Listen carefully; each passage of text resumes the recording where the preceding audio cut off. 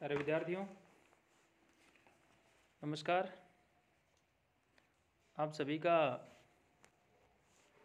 इस ई क्लास में हार्दिक अभिनंदन है, स्वागत है। आज हम नीति शतकम में ही जो अपना सज्जन प्रशंसा का जो प्रसंग चल रहा था उसी को आगे बढ़ाते हुए पद्य नंबर 56 जो है इसका हम अध्ययन करेंगे। तो बीच में कोई भूमिका नहीं बांधते हुए हम यहाँ अब शुरू करेंगे। चूँकि आज एक दो पद्य थोड़े ज़्यादा हैं, इसलिए हम थोड़ा सा इसको थोड़ा स्पीड से पढ़ते हुए ही हम आगे बढ़ेंगे। संपत्सु महतां चितं भवत्युत्पलं कोमलम अपत्सु च महाशैलं शिलासंघातकर्कशम्। महतां चितं संपत्सु उत्पल। महतां का मतलब यहाँ महापुरुष है। महतां चितं संपत्सु उत्पलम यानी सज्जनों का जो हृदय है वह समृद्धि काल के अंदर वह कोमल जो उत्पलम कोमलम भवति यानी कोमल जो कमल है उसके समान कोमल होता है। आपत्सु च महाशैल शिला संघात कर्कशम भवति और संकट के समय में विशाल पर्वत की जो चट्टान है उन चट्टानों के समूह के समान जो है कठोर बन जाता है। अगला जो पद्य आ रहा है, जहाँ पद्य के ऊपर बात करनी होगी मैं स्वयं कर लूँगा। पिर्यान्यायात प्रीति मलिनम अशुभंगे अपि असुकरम त्वसंतो न व्यर्थया सुहृद अपि न याच्य कृषधनः विपद्युच्चैः स्थैर्यं पदम अनुविधेयं च महतां सताम केनोदिष्टं विषम असि दहरा व्रतम इदम। यानी यहाँ पर भी जो सज्जन है उन सज्जनों के चरित्रों के विषय में यहाँ वर्णन किया गया है और कहा न्यायावृत्ति ही प्रिया अशुभंगे अपि मलिनम यानी हमेशा सदैव न्याय संगत व्यवहार को पसंद करना और अशुभंगे अपि प्राणों के संकट में होने पर भी जो है असुकर्म यानी जो दुष्कर्म है उसको नहीं करना। असंतः तु न अभ्यर्थ्या दुष्टों से, असंत का मतलब दुष्टों से यानी दुष्टों से याचना जो है नहीं करना। सुहृदः अपि कृषधनः न याच्य है मित्र भी जो है वह यदि निर्धन है तो उसे जो है अयाच्य जो है वह मानना। विपत्ति ही उच्चै स्थैर्यम और विपत्ति के समय में अत्यंत धैर्य जो है वह रखना। महताम च पदम महापुरुषों के जो मार्ग है, महापुरुषों के मार्ग का अनुविधेयम यानी अनुसरण करना। इदम विषमम असि धारा व्रतम सताम केन उदिष्टम ये असिधार जो व्रत है यानी कठोर मार्ग के ऊपर चलने वाला जो व्रत है, नियम है, ये सज्जनों को किसने सिखाया। प्यारे विद्यार्थियों, यहाँ जो सज्जन व्यक्ति हैं, सज्जन जो महापुरुष हैं, उनके जो उच्च सिद्धांत हैं उन उच्च सिद्धांतों के विषय में कहा गया और उनका जो अनुसरण करते हुए उनका प्रत्येक जो आचरण है वह प्रशंसा के योग्य होता है। वे हमेशा जो भी न्यायोचित व्यवहार है उसी को ही वो अच्छा मानते हैं। प्राणनाश की जो नौबत यदि आ जाए तो ऐसी स्थिति में भी वो कभी भी निकृष्ट जो कार्य हैं, दुष्कर्म जो है या न करने योग्य जो कार्य हैं उनको वो नहीं करते हैं। कभी दुर्जनों से वो जो है याचना नहीं करते हैं। निर्धन मित्र से भी वे जो है आर्थिक सहायता मांगना जो है वो उचित नहीं समझते हैं। और विपत्ति में अत्यंत धैर्य रखना और महापुरुषों के मार्ग का अनुसरण करना ये उनके चरित्र की विशेषताएं हैं। तो इस प्रकार से उच्च सिद्धांतों के अनुरूप आचरण करना समुचित जो तलवार सचमुच में जो तलवार है उस तलवार की धार के ऊपर चलने जैसा कठोर व्रत है। ऐसा जो कठोर संयमपूर्ण जो जीवन है सत्पुरुष वास्तव में ही स्वतः ही अंगीकार करते हैं। कोई अन्य व्यक्ति उन्हें जो है नहीं सिखाता है, नहीं ही उनको बताता है। शिखरणी छंद का ये उदाहरण है। अन्य व्याकरणात्मक टिप्पणियाँ हैं, उनको आप यथा समय जो है साथ साथ में इनको याद करते रहेंगे, लिखते रहेंगे। 58वें पद्य में यहाँ पर जो है सज्जन जो है उनका हृदय जो है उनकी उदारता प्रकट करने के विषय में जो विलक्षण है उनका वर्णन किया गया है और कहा, प्रदानम प्रचनम गृहम उपगते संभ्रम विधि प्रियम कृत्वा मौनम सदसी कथनम चापि उपकृते अनुतसेको लक्ष्म्याम निरभिभव सारा परकथा सताम केनोदिष्टम विषम असि धारा वृतम इदम।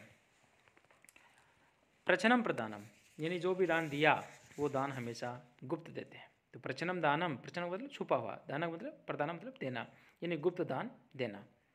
गृहम उपगते संभ्रम विधि ही, घर आए हुए जो भी अभ्यर्थी है, जो अतिथि है, उनका जो है मान सम्मान करना। प्रियम कृत्वा मौनम, यदि किसी का उपकार करते हैं तो उपकार करके जो है शांत रहना, चुप रहना, अर्थात जो प्रदर्शन है वह प्रदर्शन वो नहीं किया करते हैं। उपकृत है कथनम लक्ष्मी हनुत शेक है, और अपने घर पर जो किए गए उपकार हैं उनका जो है सभा अपने ऊपर, अपने पर यदि किया गया किसी का उपकार है तो उसका जो है उपकृत है कथनम, यानी उनका कभी जब प्रसंग आता है तो सभा के अंदर उनकी तारीफ करते हैं, प्रशंसा करते हैं। लक्ष्मी अनुत शेक है, लक्ष्मी का मतलब धन से है, धन प्राप्त करके कभी भी वो घमंड नहीं करते हैं, यानी गर्व नहीं करते हैं। निराभिभव सारा परकथा इदम विषमम असिधारा व्रतम सताम केनुदिष्टम। इस प्रकार से दूसरों की चर्चा में कभी निंदा को स्थान नहीं देने वाले, यह उनका ये जो कठिन मार्ग जो है, असिधारा व्रत जो है, दुष्कर जो व्रत है, सज्जनों को जो है किसने सिखाया।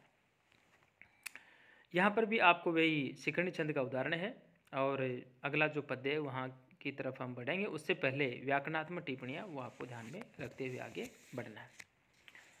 संतप्त अयसी संस्थितस्य पयसो नाम अपि न श्रूयते, यहाँ थोड़ा सा सुधार करेंगे। ये जो पहली लाइन के अंदर न से पहले नामाई दे रखा है या नाम अपि दे, आप जो है इसको सुधार करें। नाम अपि न श्रूयते मुक्ताकारतया तदेव नलिनी पत्र स्थितम राजते अंतः सागर सुक्तिम मध्य पतितम तन्मौक्तिकम जायते प्रायण अधम मध्यम उत्तमम जुषाम एवं विधा वृत्ति है। संतप्त अयसी संस्थित से पैसा है नाम अपि न श्रूयते। यहाँ अधम मध्यम उत्तम जो लोग हैं उनके संसर्ग का जो परिणाम है उसके विषय में ये बात कही गई है, और उदाहरण यहाँ तपा हुआ जो लोहा है उसके ऊपर किस प्रकार से कैसे पानी गिरता है उसके माध्यम से शुरुआत करते हुए यहाँ पे बताया गया है। संतप्त अयसी संसितस्य पयसः नाम अपि न श्रूयते, यानी तपा हुआ जो लोहा है उस तपे हुए लोहे पर यदि पानी की बूंद गिर जाती है या पड़े हुए पानी जो है तो उसका नाम जो है वो भी हम नहीं सुन पाते। आपने देखा होगा कि घर के अंदर जो खाना बनाते हैं और कभी कभी माताएं खाना बनाते समय यदि उस तवे के ऊपर यदि पानी डाल करके साफ़ यदि करना चाहें तो अचानक सी इस प्रकार से आवाज़ करता है पानी कि हम सुन भी नहीं पाते, जो ही पानी डाला उठ करके वो पता नहीं कहाँ चला जाता है। तत्एव पय है, और वही जो पानी है क्या है, नलिनी पत्रम स्थितम, यानी जो जल, वही जो जल है वह कमल पत्र पर यदि स्थित होता है तो ऐसी स्थिति के अंदर जो है वह मुक्ताकारतया राजते, राजत का मतलब सुशोभित होता है, चमकता है। वही जो जल है वही कमल पत्र पर स्थित हुआ जो है वह मोती के समान चमकता है। तत् अंतः सागर सुक्ति मध्य पतितम मौक्तिकम जायते, और वही जल समुद्र के अंदर जो सीप है उसके बीच में पड़कर के जो है मोती बन जाता है, मौक्तिकम जायते मोती बन जाता है। प्रायेण अधम मध्यम उत्तम जुषाम एवं विधा वृत्ति है बहुती, यानी प्रायः है नीच मध्यम उत्तम जो जन है उन जनों के आश्रित जो लोग हैं उन लोगों की जो है ऐसी ही जो दशाएं हैं वो होती है। तो प्यारे विद्यार्थियों, इस प्रकार से ये जो पद्य है जब हम इसका अनुवाद करते हैं उसके बाद में आपको व्याकरणात्मक टिप्पणियाँ जो हैं, यानी जो छंद है, अन्य जो हमारे इसमें शब्द रूप हैं, धातु रूप हैं, अव्यय हैं, उनको छांट करके आप लोग लिखें। संधियाँ हैं वो थोड़ी सरल पड़ती हैं, इसलिए उनको भी आप जो है इसके अंदर लिख सकते हैं। यदि हम टिप्पणियाँ यदि नहीं लिखते हैं तो वहाँ जो है हमारी नंबरों के अंदर जो थोड़ी कटौती होने की संभावना रह जाती है। अब अगला जो पद्य है वहाँ हम आ रहे हैं और यहाँ पे कहा यह प्रणीयेत सुचरितैः पित्रं स पुत्रो यद भर्तुर एव हितम इच्छति तत्कलत्रं तन्मित्रम आपद अपि सुखे च समक्रियम यद एतत् त्रयम जगति पुण्य कृतो लभन्ते। यह सुचरिता है पित्रम प्रणीयत, यानी जो अपने आचरण से पिता को जो प्रसन्न करे स पुत्र है, अर्थात वह ही पुत्र है। यह भर्तु एव हितम इच्छति तत्कलत्रम, और जो वास्तव में अपने जो पति का हित चाहने वाली है वही जो है वास्तव में स्त्री है, अर्थात वही शपत्नी है, या हम कहें कि वही वास्तव में उसकी धर्मपत्नी है। यद आपद अपि सुखे च समक्रियम तत्मित्रम, जो विपत्ति के समय में, जो सुख के समय में और जो विपत्ति के समय में, दोनों समय जो समान व्यवहार करने वाला है वही वास्तव में जो है समक्रियम तत्मित्रम, यानी वही वास्तव में मित्र है। जगति पुण्यकृत है एतत् त्रयम लभ्यन्ते, यानी संसार के अंदर ये तीनों जो पुण्यशाली लोग हैं उनको ही ऐसे प्राप्त होते हैं। तो यहाँ जो भी चरित्रवान पुत्र की बात की गई, हित चाहने वाली पत्नी है उसकी चर्चा की गई, और स्नेह रखने वाला जो मित्र है उसकी चर्चा की गई। ये तीनों भाग्यशाली जो लोग हैं उनको ही प्राप्त होते हैं।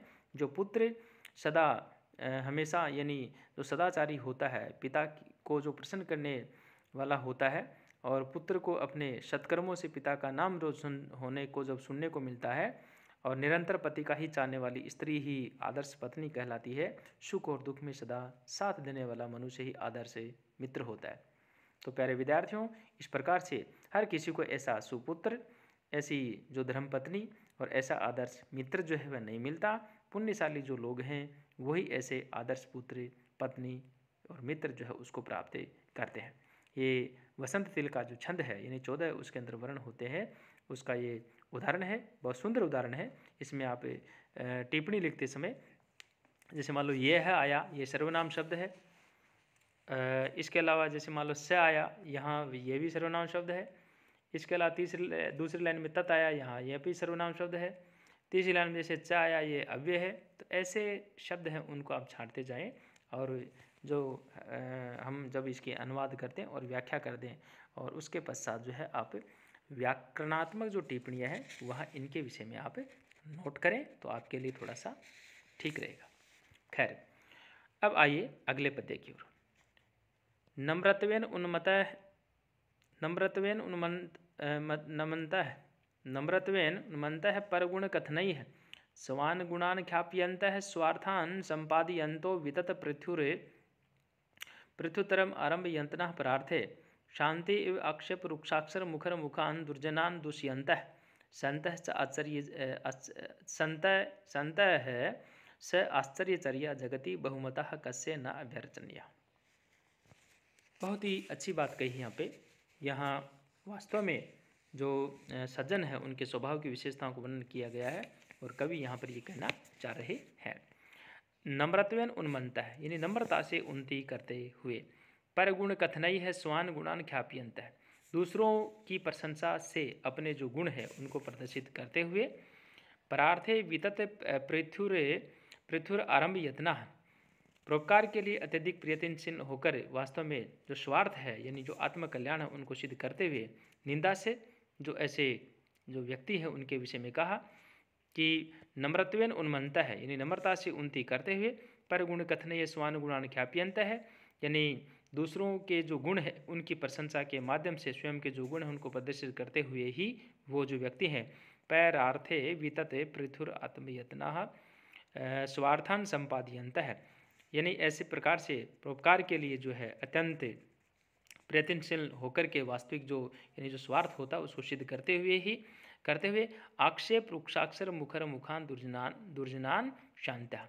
निंदा से रुक्ष वाणी से युक्त मुख वाले जो दुर्जन है उन दुर्जनों को शांता यानी क्षमा का जो शस्त्र होता है उस क्षमा के अक्षर से जो है इस प्रकार से एव दुष्यंत यानी पराभूत करने वाले सा आश्चर्यचर्या बहुमता संत जगति कस्य न अभ्यर्चनीय, आश्चर्यजनक व्यवहार करने वाले ऐसे सम्माननीय जो सजन है ये किसके लिए जो है वंदनीय नहीं होते हैं, अर्थात ये तो सभी के लिए वंदनीय होते हैं।